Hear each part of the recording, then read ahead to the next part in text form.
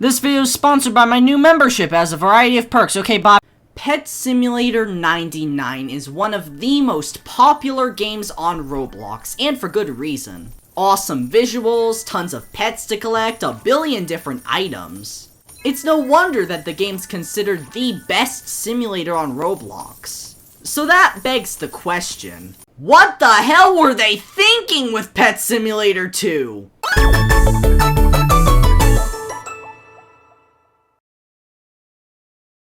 As I mentioned before, Pet Simulator is one of the most popular franchises on Roblox. Yeah, it's a bit controversial, but at the same time, it's still a quality product in my opinion.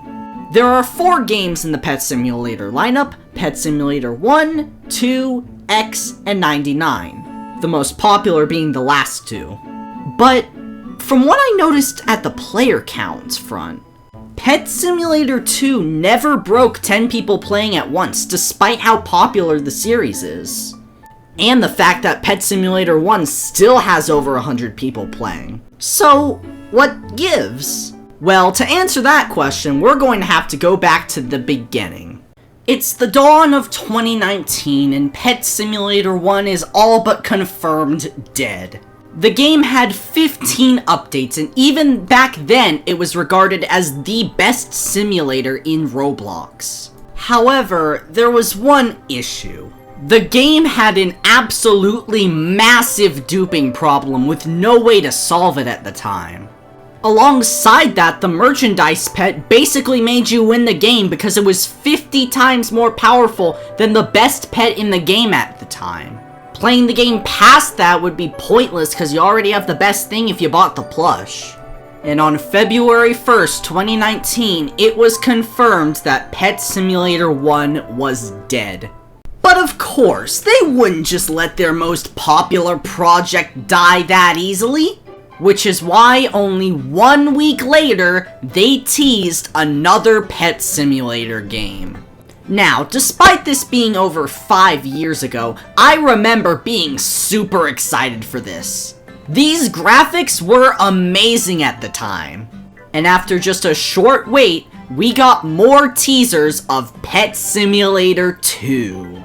The models they created back then are still used today, which surprises me. In fact, a lot of stuff from Pet Simulator 2 was reused for the later games, primarily because they wanted to go with a new visual direction. And then we got our first blog post. Areas will be called worlds, each with their own theme and special things to discover, all the while having their own music and pets for each one of them. It was going to be expansive. At least, that's what they claimed. We also got screenshots of what these new worlds would look like. And at the time, they were incredible, at least compared to Pet Simulator 1 with extremely bland environments. This game was going to be the future of simulators, the greatest simulator anybody has played and ever will play. Now, another thing I assume everyone was curious about. Will my game passes carry over to the new game? Their answer? No, of course not. Like, it's big games, what did you expect? In fact, there were no game passes! At all! Everything that would be obtainable through game passes is now through free upgrades. And I'm not gonna lie, I audibly laughed when I saw big games tweet hashtag no pay to win. Like, that is literally the opposite of their business model nowadays. And after 7 months of waiting, we had to wait almost another 3 months. And after that, we finally got Pet Simulator 2. Well, let's hop right in, shall we? Alright, here we go! I give you... Pet Simulator 2.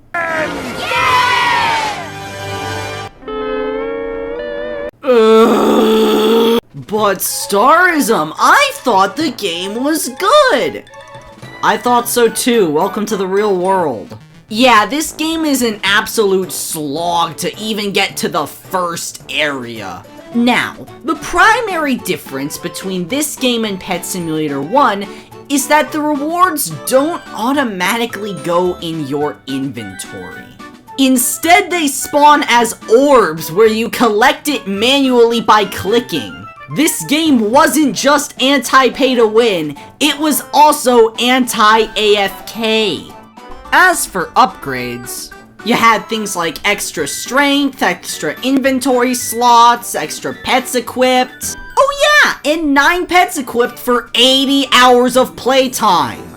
Oh yeah, and remember them saying that there weren't gonna be any Robux purchases? Yeah, well that was a lie.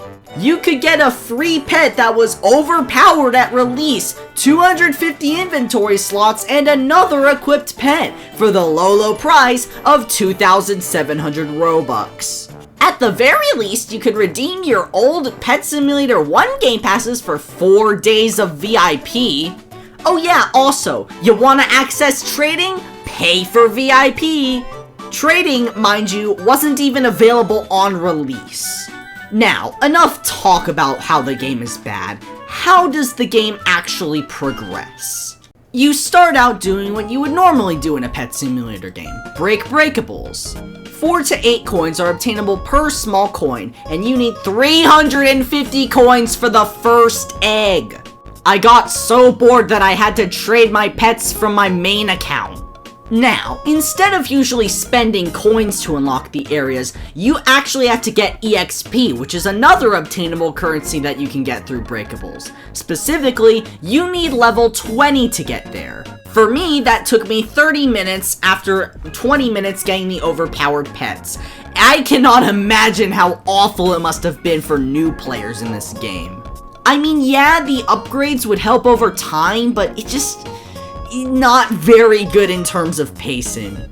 There was no auto open, and the rarest pet at the spawn egg that you could get was only 0.1%. After reaching level 20, you could go to the beach zone.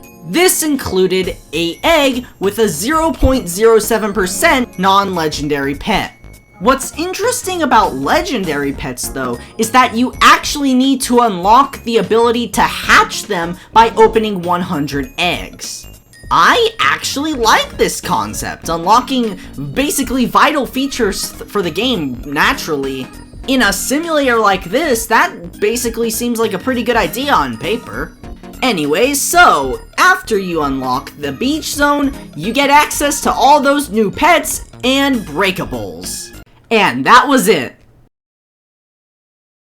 No, I am not kidding. That was all of the release content you got for Pet Simulator 2.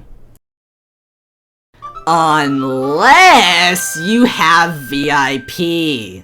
Yes, the only way to get to the last area of the game is if you have VIP. So much for no pay to win. I'm sorry, but why would you advertise your game as not being pay to win, then immediately make the only way to access your endgame content is behind a paywall? That's just plain dumb.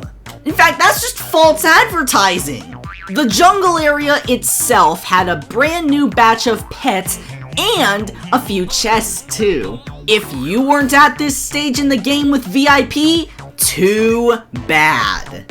And then, around a week later, we had Update 1. Pet Simulator 2 reintroduced golden pets in Update 1, however, not in the way you'd expect.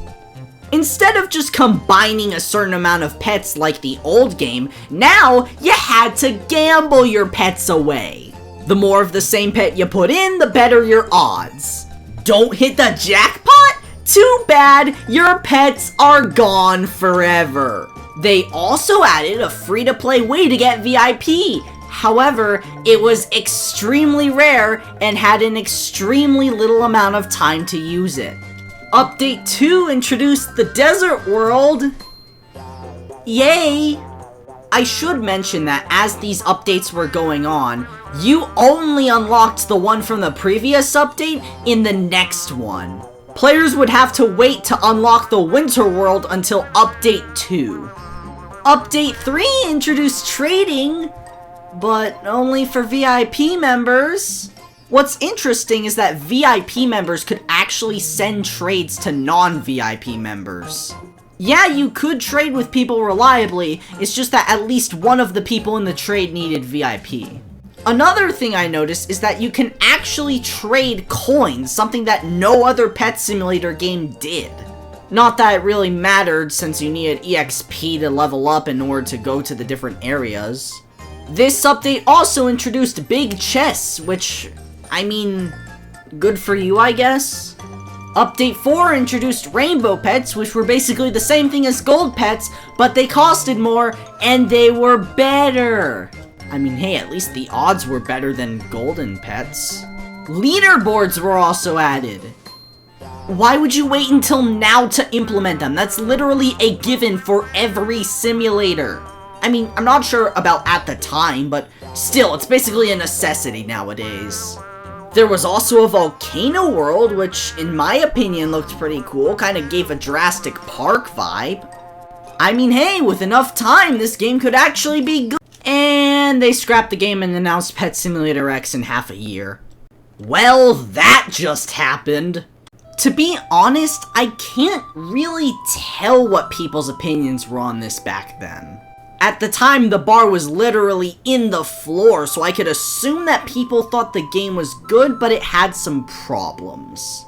That being bugs, no multi-delete at launch, and, of course, them backing down on not being pay to win. They still thought the game was good, surprisingly. I mean, that's at least what I can assume.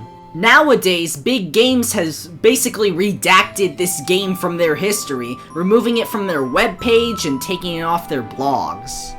The game is now Big Games Pet's lowest rated game, and is now always under 10 players, marking an end to Pet Simulator 2. And that was the story of a game built off failed promises. Of course, Pet Simulator X would prove to be a lot better, however, the damage had already been done. A lot of people have surprisingly forgotten Pet Simulator 2 and moved on to the newer entries of the game. However, now, people like me and you will always remember the failure of Pet Simulator 2. In my personal opinion, this game was like fine for what it was at the time. Obviously it was lackluster, but still, it entertained me. The sad thing is, I think that this could have been a lot more if they handled it properly. The upgrades idea was genuinely promising, but of course, they had to make those shady business decisions which basically ruined the game. It was doomed from the moment they decided to make the endgame areas restricted by a paywall. I just wish things would have ended up differently. But we don't really have to worry about that right now. I gotta get back to going to Pet Simulator 99. And with that being said, thank you all for watching, and I will see you all next time. 16. Let's see some low values. Damn it!